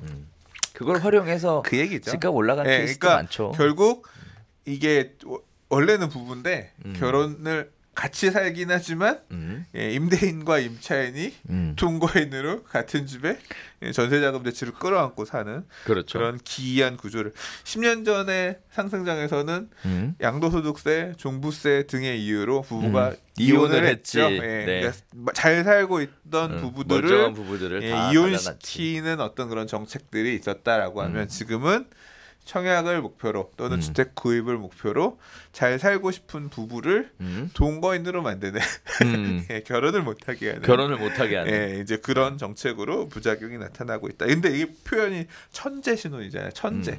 근데 이게 제가 이 기사를 이제 공유를 했더니 뭐라 그러냐면 이 기사 얘기를 그 얘기 들었어요. 그랬더니 이제 이 사람들을 대상으로 재테크 교육하는 선생님들 있잖아요. 얘기를 했어요. 그랬더니 이건 벌써 작년에 다 지금 이게 지금 뜯는 게 아니라 이미 작년에 다 끝난 얘기래. 다 이렇게 할 사람들 다 끝내고 한 거고, 그러니까 시장은 말을 안 할 뿐이 앞서가는 거야. 이렇게 하고 있는 사람들이 많이 있는 거지. 그러니까요. 자, 이런 형태의 집을 사는 게 합리적인 선택이냐 또는 무리한 시도냐에 대한 얘기들은 참 입장에 따라 다양하게 있을 것 같아요. 합리적인 선택인 경우는 어떤 거냐면요. 샀는데 집값이 올랐어. 그럼 합리적인 선택, 잘한 선택이 되는 거야. 근데 이렇게까지 해서 샀는데 떨어졌어. 그러면 미친 짓 한 거지. 그러니까. 예. 자, 나중에 지금, 후회하지. 그렇죠. 지금 현재 합리적인 선택이냐 무리한 시도냐에 대한 결론은 내릴 수 없을 것 같습니다. 없을 것 같은데 어찌됐든 30대 입장에서는 굉장히 안타까운 일이 발생됐다라고는 보여집니다. 오직하면 전세를 살기보다 내 집을 갖고 싶어하는 30대의 수요가 굉장히 많다는 것도 사실은 조금 놀라웠어요. 저는 개인적으로는. 그리고 또 하나는 그렇게 하기 위해서 지금 현재 이런 부분들에 대해까지 깊숙하게 공부했다는 거 아니에요? 지금 재테크에 관련된 그걸 한번 봐야겠다. 네? 네 얘기를 하니까 지금 생각나는 게 그걸 한번 오늘 가서 찾아봐야겠다. 뭐냐면 지금 여러 언론에서 저도 뭐 많이 얘기했고 별별수다에서도 얘기했고 했지만 30대가 완전히 지금 벼 있다. 청약제도에서는 배제돼 있기 때문에 이 30대의 불안감이 사실은 큰 수요층이 큰 문제거든요. 맞아요. 네. 근데 이게 30대를 다시 청약 시장으로 돌려준다고 해서 해결이 안 돼요. 왜냐하면 주택 공급의 물량은 제한적이니까. 그렇죠. 결국 그러면 40대가 아마 불안한 40대가 또 사러 가려고 하겠지. 40대는 30대보다는 머금고 있는 자금이 나으니까 뭐 더 그게 문제가 될지도 모르겠어. 아무튼 그런데 뭐 요점은 뭐냐면 뭘 찾아보고 지금 시장에 움직이는 메인 수요층은 30대라는 거죠. 예, 강북에 제일 많이 주택을 구입하고 있는 것도 30대고 30대가 움직이고 있는데 뭘 볼 거냐? 부동산 스터디 카페에 매일 가입하는 가입 멤버 통계가 있어요. 예, 근데 연령대로 저희 연령대 카페 안에 구성하고 있는 회원들의 연령대가 나와요. 성별도 나오고 다 그 정도가 나오거든요. 근데 그러니까 시기별로 가입 시점에 따라서 어느 연령대가 많이 가입돼. 요새 지금 가입 증가세가 가팔라요. 보통은 그러니까 좀 약간 경기 안 좋을 때는 한 700~800명, 500~600명, 안 좋은 날은 안 오는 날은 한 400~500명밖에 가입을 안 했거든요. 네네. 근데 여름 이후부터는 꾸준히 1000명 이상 가입해요. 일간으로. 그리고 지금은 1500명 정도 가입해요. 그러니까 그렇군요. 상승세가 뭐 지난 몇 개월 전보다 한 3배까지도 2~3배 이상 늘어난 상태거든요. 그러니까 지금 부동산 정보를 얻겠다고 오는 수요층들이 과연? 연령대가 편중되어 있다라고 하면 분명히 30대가 엄청나게 지금 가입하고, 그러니까 부동산 다 잘 몰랐는데 지금부터 좀 공부해야겠어, 알아야겠어, 지역에 대해서 좀 알아야겠어 할 때 사람들이 와서 보는 거거든요. 그래서 그 흐름을 좀 짚어보도록 하겠습니다. 그러니까요. 자, 그래서 30대의 학습 효과가 지금 또 얘기가 나오고 있는 것 같은데, 아무튼 지금 이렇게 무리해서 집을 사는 것 자체를 추천드리진 않습니다. 뭐 청약에서 소외가 됐든 뭐가 됐든 뭐 사실 안타까운 마음은 같이 가지고 있는데, 이렇게 되면 지금 거의 70% 정도의 대출이라는 걸 끌고 가는 70% 정도의 대출을 끌고 가야 되는 상황이라서 지나치게 레버리지가 많이 들어가게 되면 그만큼 리스크도 굉장히 커지는 거라, 주택 구입 쪽으로 이렇게까지 무리하면서 들어가는 게 과연 옳은 방법이냐에 대해서는 저 개인적으로는 좀 무리한 접근이 아닌가라는 생각이 좀 드니까요. 아무튼 너무 서두르지 마시고 조금만 시간의 여유를 가지고 좀 보시면 어떨지 않을까. 저는 판단하지 않겠습니다. 그런 생각이 왜냐하면 들어요. 조심해야 돼. 그게 지금은 너무 비싼 것 같으니까 사지 말라고 했다가 이게 더 오르면 이게 사람들이 공포감 때문에 사는. 지금 누가 그 얘기를 해요. 화내면서 산다. 근데 그 다음에 마지막에 사는 사람은 울면서 사는 거거든요. 안 오를 거 알면서도 그냥 더는 내가 못 그러니까 지금 요번에 전세 갔어. 2년 뒤에 갔는데 올려달래? 더 올려 있어. 전세도. 그럼 이제 더는 안 되겠다. 사야 되는데 2년 전에 샀으면 차라리 지금보다 싸게 샀을 텐데 하면서 그때가 살 수도 있잖아. 근데 그 이후에 떨어져. 그럼 어떻게 돼? 거래 나왔는 거지 뭐. 그러니까 이게 네. 그래서 저는 지금 사라 말아라 이런 판단을 제가 조언을 드리진 않을게요. 조언을 드리진 못할 것 같고, 저는 진짜 그 말씀은 못 드릴 것 같고 잘 판단하셔서 결정하세요. 네. 자, 어느 정도 뭐 소장님처럼 생각할 수도 있고 저처럼 생각할 수도 있고 다양한 입장에 따라서 보는 시각이 다를 거라고 보여지는데, 어쨌든 대출을 너무 많이 받는 거는 좀 리스크한 거잖아요. 리스키한 거죠. 네. 그 부분에 대해서도 아니야? 저는 그래요? 여러분의 선택입니다. 네. 네, 알겠습니다. 좋습니다. 저는 그렇게 시작했어. 나도 그래요? 가진 게 없었기 때문에 네. 대출 이빠이로 시작했거든요. 저도 그랬어요. 네, 그랬기 때문에 결국 기회를 잡을 수 있었거든. 근데 저는 니들은 하지 말을. 아니죠. 대출을 그렇게 이빠이 받을 수는 있어요. 받을 수 있는데 그거를 감당할 여력도 있냐? 심지어 떨어져도 괜찮겠냐에 대해 생각을 미리 하고 접근하면 된다. 그러니까 그 판단은 니들이 하세요. 여러분들께서 하세요. 네. 네.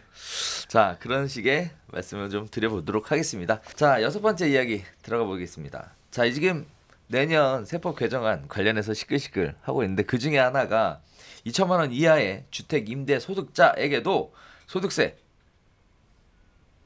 신고하고 납부해라. 결국 이게 쟁점인 것 같습니다. 자, 국세청이 그동안 비과세했던 수익금액 2천만 원 이하 주택 임대 소득을 2019년 귀속분부터 소득세를 과세하겠다라고 발표를 했습니다. 주택 임대 소득자는 소득세를 신고하며 사업자 등록도 해야 한다라고 국세청에서 세게 나왔는데요. 다만 연간 주택 임대 소득이 2천만 원 이하이면 납세자가 분리과세 또는 종합과세 둘 중 하나를 선택할 수 있다라는 건데, 분리과세를 선택하게 되면 필요경비율 인정해주겠다. 기본공제 인정해주겠다라는 얘기고 종합과세를 선택하면 이제 다 합산되는 거죠. 그래서 이제 결국 분리과세로 유도해 가려고 하는 모습입니다.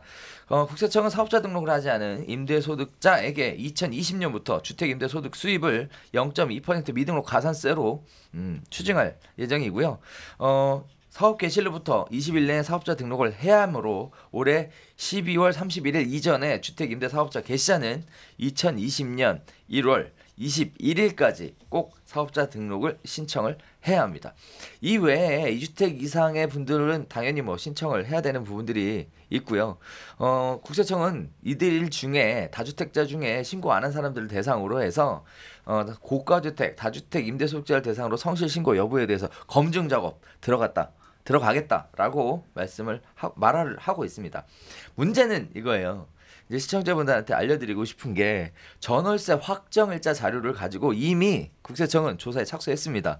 거기에 따라서 불성실 신고 혐의자 2천여 명에 대해 탈루 세금을 엄정하게 추징할 계획이라고 하니 결국은 전월세 자료를 신고를 하게 되는 거고 거기에 따라서 국세청은 그 신고 자료를 토대로 임대사업을 하고 있다는 걸 사실상 거의 100%에 가깝게 확인하고 있다는 것이니 결국 내년 1월 21일까지 임대사업자 등록을 하는 게 굉장히 유리한 판단이다라는 식의 이야기를 지금 하고 있는데 과연 진짜 그럴까? 하겠죠.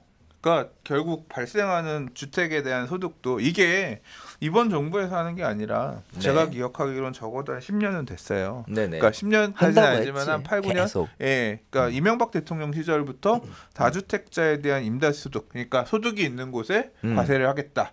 이거에 따라서 얘기를 했는데 그 시절은 이제 경기가 안 좋던 시절이잖아요. 네네. 그래서 유예.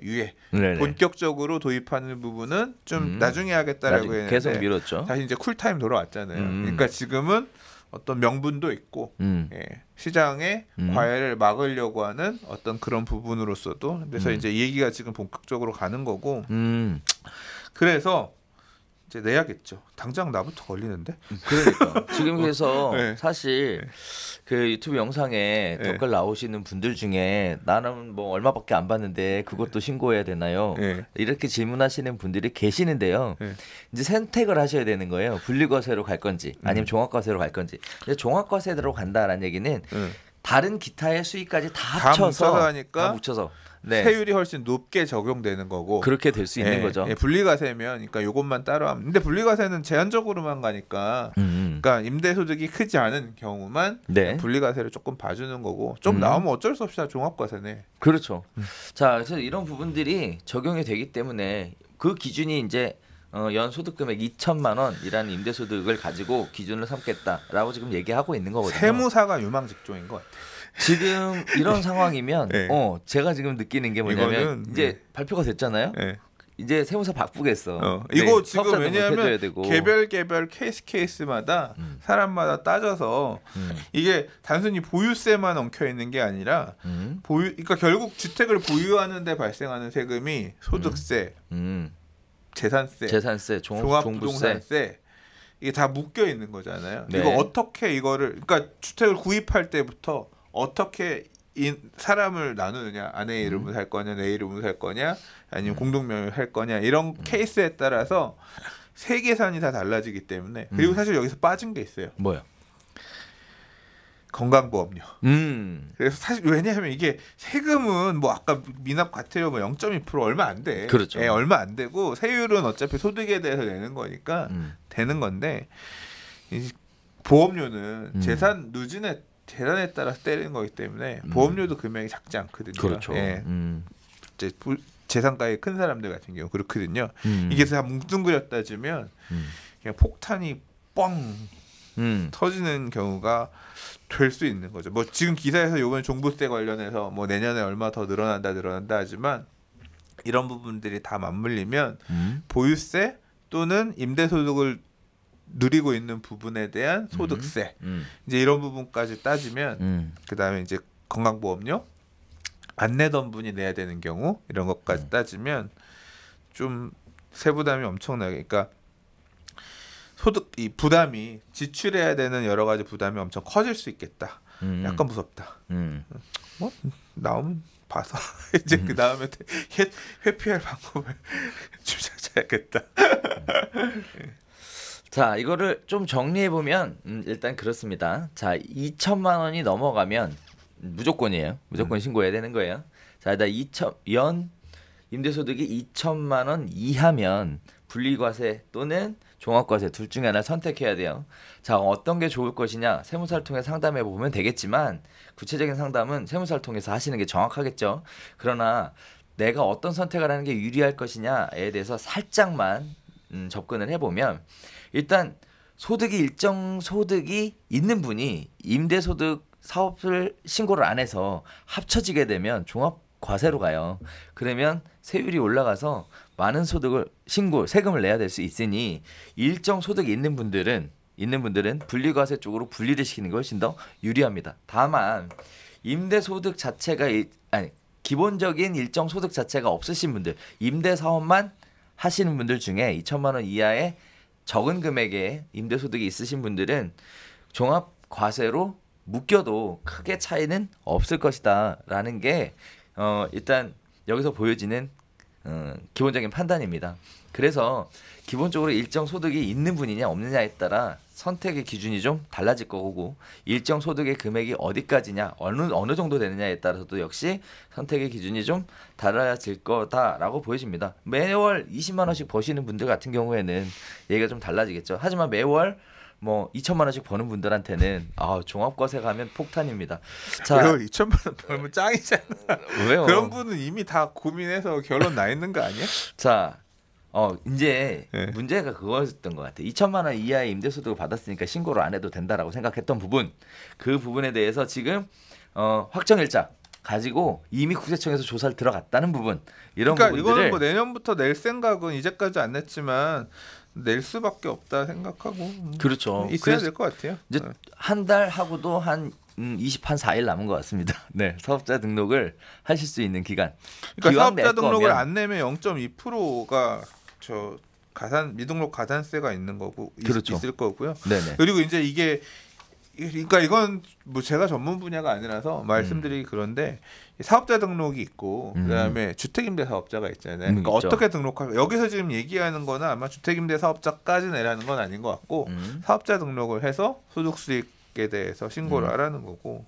그렇죠. 이제 네네. 주임사를 내면 못 파니까 만약에 매도 계획 있는 사람은 그냥 사업자만 내고 주택임대사업자 등록하지 말고 이제 뭐 이제 그런 부분들까지 또 별개의 문제인 거죠. 예, 또 별개의 문제. 사업자 등록을 내면 그냥 일반 임대사업자를 낼 거냐, 아니면 주택임대사업자를 낼 거냐. 근데 우리나라의 주택 소유 부분을 보니까 네네. 주택을 소유하고 있는 분들을 보니까 대부분이 1주택자예요. 그러니까 다주택자, 2주택 이상의 다주택자가 그렇게 많지 않아요. 그래서 실질적으로 이 부분 때문에 머리 아플 사람은 없다. 제한적일 것 같아요.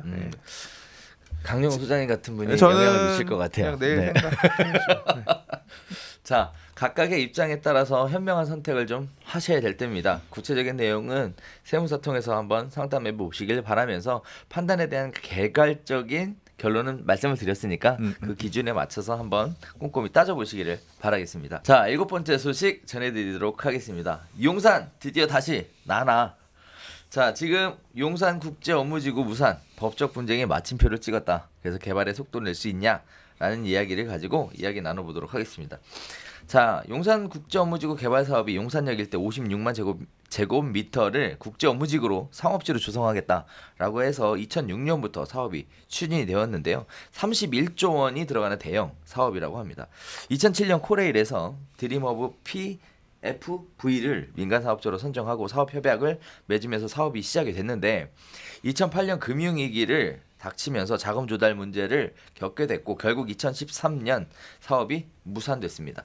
거기에 따라서 드림허브 프로젝트 금융투자와 롯데관광개발, 삼성물산 등 20여 개 회사가 코레일을 상대로 2,400억 원대 채무 부존재 확인 소송을 진행을 해왔고 돈 돌려달라는 얘기거든요. 거기에 따라서 코레일에 손을 들어줬다. 결국 코레일에서 그 부분에 대해 전부 코레일의 잘못은 없다. 거기에 따라서 계약한 내용을 지키지 못한 드림허브 프로젝트 금융투자 및 건설회사에서 책임을 져라. 이렇게 판결이 최종 난 것으로 대법원 판결이죠. 결정이 됐습니다. 자, 이제 이렇게 되면 그동안 답보 상태에 있던 용산 개발이 다시 활성화되는가에 대한 기대 심리가 좀 있을 것 같은데요. 문제는 해당 부지를 개발하기 위한 후속 계획이 아직 가시화되고 있지 않다고 합니다. 이유는 서울집값이 무섭게 상승함에 따라 대형 개발 사업을 섣불리 추진하다가는 지난번 박원순 시장의 서울 용산 통합개발 얘기 나오고 나서 여의도 용산 통합개발 얘기 나오고 나서 집값이 폭등한 바가 있어서 그런 부분들 때문에 지금 현재 조용 하고 있는 상황인 것 같고요. 용산 정비창 개발 가이드라인을 마련하는 용역을 지난해 6월부터 서울시가 진행하고 있어서 이런 부분들이 만들어져야 그 다음이 진행이 될 수 있는 부분들이 있어 조심스럽게 접근하고 있는 모습 보여주고 있는데 일단 용산국제업무지구 관련해서 이 사업이 가장 큰 사업이죠. 네. 용산 국제업무단지 개발 사업이에요. 이게 그러니까 용산 안에서 가장 큰 사업이죠. 그러니까 여기에 대한 기대도 굉장히 많고 용산이 사실은 얘가 대마 아닌가요? 가자. 우리 집 그래 올라. 얘가 대마잖아요. 얘가 근데 미치겠다. 2005년도에 첫 집 살 때 용산 국제업무지구 유동산 정비창 부지 이런 거 보고 막 그랬거든요. 그러니까 저도 설레이더라고 이거. 개발 청사진 보니까 사고 나서 막 본격적으로 뜨면서 기대감이 생겼지만 맞아요. 근데 내가 주택을 첫 집을 산 게 2005년인데 2019년인데 이러고 있으니 환장하겠죠. 그냥 용산구민 입장에서 잘 됐으면 좋겠는데 용산구에 오래 살았던 입장에서 뭐 되면 좋고 아니면 말고. 이게 서울시가 굉장히 큰 키를 쥐고 있는 사업입니다. 근데 서울시가 안 하겠다고 하면 그러니까 땅 주인은 코레일인데 아까 인허가권 뭐다? 서울시가 굉장히 큰 키를 쥐고 있고 지난 텀에서도 오세훈 서울시장이 뭐 여기 용산 국제업무지구 개발하는 과정에서 서부이촌동을 포함해서 수용해서 해라 이러면서 이제 사실 사업이 굉장히 늦어지고 수용돼야 되는 토지에 있는 주민들은 갈렸거든요. 수용을 희망한다. 아니다. 왜 우리가 수용돼야 되냐 이거 갖고 그러면서 이제 또 골든타임 놓치고 금융위기 오고 이러면서 되게 힘들어졌거든요. 물론 뭐 어떤 하나가 주된 원인이다라고 할 수는 없습니다만 이번 텀에서도 결국 다시 가려면 서울시의 의지가 중요한데 우리 이 박원순 시장님의 어떤 방향은 명쾌하잖아요. 주고자 하는 주시는 시그널은 명쾌하잖아. 아이쿠 내가 이거 아니 그러니까 내가 이거 작년에 이제 용산 개발 얘기 나오고 나서 여의도 개발 얘기가 나오고 나서 부동산 가격이 뜨거워지는 모양새를 보니까 아이코 내가 잘못 발을 디뎠구나. 딱 그 이후에 노선 확실하게 정해주고 계시잖아요. 그렇죠. 개발 부집값 불안 안 돼. 절대 안 되죠. 뭐 지금 재건축 인가 허가 차이가 뭐라고요? 허가는 뭐가 필요하다고? 허가 요건을 갖추면 되죠. 인가는 뭐가 필요하다고? 결정권자의 재량권. 지금 그 재량권을 계속 유지하실 것 같기 때문에 저는 그냥 되면 좋은 건데 안 되면 뭐 될 때까지 기다리면 된다. 뭐 이런 마음으로 기다리며 살고 있어요. 저는 개인적으로 사실 이거를 보면서 저 나름대로는 안타까운 마음이 있었어요. 왜 그랬냐면 이거 굉장히 큰 프로젝트고 그랬는데 금융위기가 딱 닥치고 나서 이렇게 굴지의 대기업들이 두 손 들고 아웃될지는 몰랐어 사실. 전혀 예측을 못했었던 거거든요. 그래서 뭐라고 생각했냐면 그래도 대기업들이 이렇게 대거 참여를 했고 리스크에 대해서 해지를 다 한 거잖아요. 그러니까 끌고 갈 것이다. 시장이 좋아질 때까지 어차피 이 개발 사업 자체도 단기에 끝날 수 있는 게 아니고 중장기 버전으로 끌고 가야 되는 상황이라 어떻게 해서든 끌고 갈 것이다 라고 생각했는데 손을 들어버렸었어요. 손을. 그래서 못하겠다. 그래가지고 뭐 그 당시에 뭐 여러 가지 얘기들이 있었어요. 그죠? 왜 못하냐 코레일과 계약 기간에 따르면 언제까지 얼마를 줘야 되고 언제까지 얼마를 줘야 되고 이런 건가 있었는데 뭐 자금 납부에 대한 기간을 연장을 해달라 못하겠다 무슨 뭐 계약한 대로 원대로 가라 뭐 어쩌고저쩌고 막 하다가 결국은 아웃 이렇게 된 거거든요. 그러고 나서 지금까지 어마어마한 시간이죠. 무려 12년이라는 시간을 끌어오고 있습니다. 사실은 얘가 돼야 용산이 재가치를 하게 되는 건데 얘가 멈춰 있어서 이 부분이 좀 안타깝다는 생각이 들어요. 왜냐하면 어쨌든 도시라는 게 개발하고 발전을 해야 되잖아요. 근데 이제 도시라는 게 뭐 예를 들어 뭐 이렇게 얘기할 수는 있어요. 뭐 재건축을 허가를 해주면 특정 이익이 특정인에게 뭐 과중되고 뭐 어쩌고 이렇게 얘기는 할 수는 있지만 이거는 그런 개념은 아니잖아요. 네, 개발 사업을 통으로 받아서 전체적으로 통합 개발 하게끔 해서 결국은 그 서울시의 지도를 바꾸겠다라는 개념인 거고, 그래서 국제 시대에 맞춰서 나름대로의 경쟁력을 확보하겠다 이런 식의 큰 마스터 플랜을 가지고 이렇게 진행되고 있는데, 아무튼 좀 안타까웠어요. 근데 또 하나 재밌게 보고 있는 사실은 2017년 3월 달에 서울하고 용산 서울시에서 용산 광역중심 미래비전 용산 마스터 플랜 연구 용역을 착수했다. 그럼 결국은 서울시는 이게 결국 개발을 하겠다는 의지는 할 거예요. 있는 거죠. 해야지. 그러니까. 이 땅을 뭐 어떻게?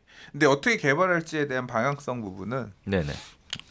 그거는 뭐 들은 얘기도 있고 네. 그런데 할 말은 많지만 네. 하지 않겠습니다. 사실 잘 몰라서. 그러니까 방향이 네. 되게 뜬금없는 방향도 있긴 하더라고요. 우리가 생각하는 모두가 바라고 염원했던 그런 방향이 아닐 수도 있으니까. 그렇구나. 설마 여기다가 임대 아파트 지는 건 아니죠?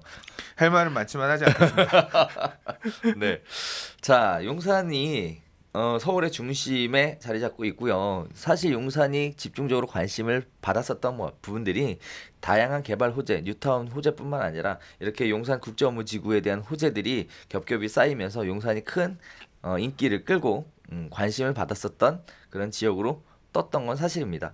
자, 그 전에 용산은 사실 뭐 그렇게 큰 관심들이 없었죠. 낙후된 지역, 낙후된 도시 하나로, 낙후된 구 뭐 이렇게 인식을 했었었는데, 어쨌든 시간이 지나면서 용산에 대한 가치가 재조명되고 입지에 대한 가치가 재조명된 거는 이런 개발 호재들이 모여서 그런 아니야, 이거 나오기 전에도 장난 아니었어. 국제업무지구 아무것도 모르던 시절에 이게 네. 2006년에 발표했는데 2004년 5년 시티파크 파크타워 난리 나고. 아, 그랬나? 네, 그래서 사실 이게 뭐 이런 것도 있었어 하면서 다들 나중에 뒤집어진 거지. 실제로는 공원 이전, 미군 부대 이전하고 공원 만들고 이런 것만으로도 미군 부대 이전이 엄청나게 있었구나. 큰 화두였고, 이건 나중에 아주 이게 나오고 나니까 잠잠했던 용산의 서부권도 뒤집어졌고 이제 그랬던 이슈였습니다. 아, 그렇군요. 맞습니다. 네. 그러고 보니까 그러네요. 자, 그래서 다양한 이슈들이 모여서 용산이라는 지역의 가치가 새롭게 평가되는 이런 모습들을 보여줬는데, 일단 뭐 우리 처음에 얘기했던 것처럼 한남 3구역처럼 용산 얘기하니까 좋다. 모든 사람의 관심을 팍 받고 있는 상황에 과연 개발 자체가 기대하는 것처럼 순탄하게 진행되기는 어려워 보이기는 합니다만 그럽니다만 12년도 기다렸는데 뭐 나 앞으로 12년도 기다릴 수 있어. 이게 거의 뭐 그런 것 같아요. 그러니까 와, 12년 전에 생각했던 용산의 이 뭐 드림어브 이거 만들어준 그림 보면 기가 막히잖아요. 그렇죠. 그래서 그랬는데 지금 생각하니까 역시 꿈은 꿈이구나. 12년 뒤에 꿈은 되지 뭐. 시간은 가요. 지금 당장 미군 이전 언제 하나 했는데 이전했고 작년 또 이전해서 지금 이전하고 있고. 그리고 아마 내년에 1단계 뭐 급한데 먼저 공원 조성해서 개방하나, 일부 개방하나. 그래요? 되긴 되네. 그리고 여기는 이제 이 코레일 부지이기 때문에 네네. 이제 코레일 쪽에서 사업 시행 이제 어떤 주관에서 가는 쪽이지만, 민간이 소유하고 있던 민간 택지들, 소유자 택지들 같은 경우는 지구단위 계획 수립해서 다 줬잖아요. 그래서 지금 그 태평양 부지에 어마어마하죠. 신사옥 지은 거, 그 다음에 뭐 레미안 용산, 푸르지오산, 그 옆에 지금 지어지고 있는 용산 4구역이라고 불리는 국제빌딩 4구역, 센트럴파크 해링턴 스퀘어, 한강로에 있는 스카이라인이 바뀌었어요. 제가 그 지역에 있었던 시절하고는 완전히 다른 동네가 됐고 하나하나 바뀌고 있기 때문에 있잖아요. 시계는 간다? 군대에서 쓰는 말 있잖아. 아, 거꾸로 매달아놔도 뭐 시계는 간다? 시계는 간다. 네. 용산은 간다. 지금은 아니지만 언젠가 되겠지. 자, 그래서 이런 생각을 해봅니다.